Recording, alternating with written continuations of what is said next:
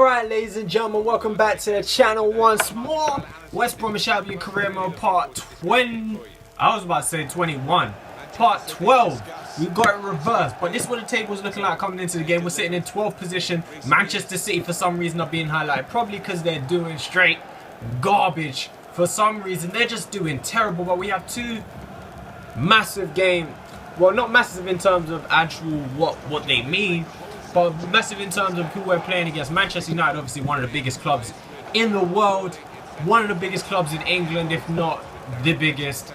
We've got Arsenal a bit later in this episode. Only 2 games in this episode, like I mentioned before, because we have an FA Cup fixture coming soon, which I want to do as a live game against Everton. So that will be after, not this episode, but the next episode, which, if you want to see today, because there's only 2 games in this episode, I figured if you want to see the next episode today also, hit that like button. Hit that like button. If we get about 10-15 likes, then I'll upload it a little bit later on today on the same day. 2 videos, bow, boom, bow, and then you'll get the FA Cup one the next day, and then we'll continue going. The transfer window is almost open, so if you want me to bang these videos out, you got to get them likes going, and we can get into transfer business, which I actually want to talk about in these next few episodes, because it's actually really interesting as it is right now. I mentioned a few times how I'm feeling about the financial situation because of the fact that the board want us to end the season with 85 million profit from the end of this season, which sometimes I don't know how to feel about that, because I sit here and I think maybe if I don't reach it, if I get close to it, then it will be alright. But then I remember it is actually a high objective, so it's something that they really want us to do, so we need to at least get really close to it if we want to stand a chance of keeping our job. And to do that, as Matt Phillips puts us in the lead, he's nursing the injury, but it's actually a really good finish. He turns, stands, and just hits it with the outside of his foot right into the bottom corner. But again, back to financial talk. In order for us to end with such a high profit, we need to be selling players. I feel like we need to sell players. And it's a challenge, because like before I can even think about signing the players that I want to improve the team, I have to think about getting players off the wage bill and stuff like that. So it's really making it a challenge to be a team like West Brom, which is what I wanted, because I can't just go out there and sign bang bang bang.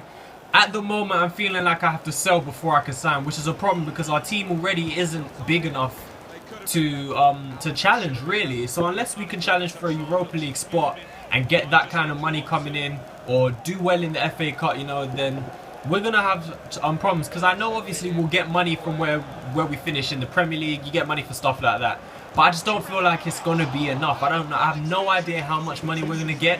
Obviously it depends on where you finish, but even then I don't know how much money. I don't know the max or anything like that, but I just don't know if we're gonna have that 85 million that they want us to have at the end of the season. So we might even need to sell players without bringing anyone else in. So I'm not too sure. We'll see how that goes though. We did manage to get a 1-0 victory over Manchester United in the first game of the video, and we're taking a look at it right there, because as we're talking about it now, we get a message from the board saying that we're not on track right here. So as you can see, finished the season with a profit margin of 85 million. And just to let you know, like on terms of how that's going, basically we're not even in the profit area. We're minus 9 million, I think. So we're not even making profit, let alone 85 million profit, you know, we're not even near. So I'm a little bit worried about that as it goes. We do have a long-term objective also, which we're not fulfilling, which is to raise the club worth by 30% within the next 3 seasons, I believe. And I feel like the only way to do that again is by winning trophies and stuff like that. So it's kind of difficult. Like, we might need to start getting rid of players like Rondon and Berahino at some point, but for now we're going to try and continue to just do as well as we can. We have Arsenal, we're travelling to the carpet, the Emirates Stadium. Hopefully we can pick up another win, a beautiful result against Manchester United to get all 3 points. Don't know how we managed to do that, because you see from the highlights they were putting a lot of pressure on us, but Sanchez right here early on in the game feeds it into Santi Cazorla, and he just smashes it into the back of the net. But Alexis Sanchez is the guy who created the goal, causing all kinds of trouble. And also, as well as the financial stuff, I wanted to talk about sliders, because again I've upped the sliders a bit more, and it's really starting to show. Obviously the Manchester United game we managed to get a win, but we was under a lot of trouble, and going into this match is why I upped it just a little bit more after the Man United game. But you see, with the Alexis Sanchez dribbling, like, they do that kind of dribbling all the time, but with the amount of pace that you had behind it that time, it was so much more dangerous. It just feels like everything they're doing is 5 steps faster than what you're doing, the way that I've got the sliders set up. So soon maybe I'll show you the sliders that I'm using so you guys can take a look at it. We finally created a chance 24 minutes in, and Jakob, for some reason, again, the man going forward. I don't want Jakob going forward. I've set the instructions for him to stay back. FIFA instructions just don't work. They don't listen to what you want them to do. He ends up in the box all the time. I don't want him there, but it is what it is.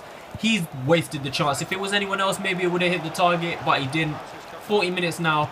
Francis Coquelin, their holding midfielder, again finding himself in the box. But obviously, Arsenal attacking a lot more than we would be. Still Arsenal coming forward before half time has even arrived, and they're creating more chances. Danny Welbeck twisting and turning, getting tackled. It falls to Alex Oxlade-Chamberlain, and his shot is pulled down by Myhill, who actually gets a start, as Ben Foster picked up a small little injury in this game, so we had to bring in Boaz Myhill to cover the goal. But then 90 minutes in, that little highlight right there, you probably wondering why on earth did I show up, but that kind of just summed up the performance of the game. Like, beautiful play from Chadley, picking the ball up, spinning off his man, creating some space, had the 2 runs to the left hand side, and all he had to do, such a simple pass, slide it in and put it in the back of the net for Rondon. But the pass just didn't, it wasn't even almost going to get to Rondon. It was just a poor final ball, and that summed up the whole game. But at the end of the episode, his transfer window is obviously opening. Olsen has decided he wants to leave the club. By what the news is saying, the exit door is the choice of Olsen. Jonas Olsen apparently wants to leave the team, so I mean, if we have to sell him, we'll sell him, because it is what it is. I mean, we're not going to keep players who don't want to be here, especially players. There's not really anyone on this team who I see being here in the future when my team is complete, other than Jonathan Lecco. That's about it. In order to make the team how I want the team to be, the vision that I see for this team, we need pretty much everyone out the door by the end. Or at least some of the players might sit on the bench or in the reserves, but other than Jonathan Lecco, everyone will be replaced. So it doesn't really matter when. Also, he can leave if he wants to. If we get a nice bid, he can leave. I'm not too bothered. But that's the end. The squad report right here. You take a quick look at everyone.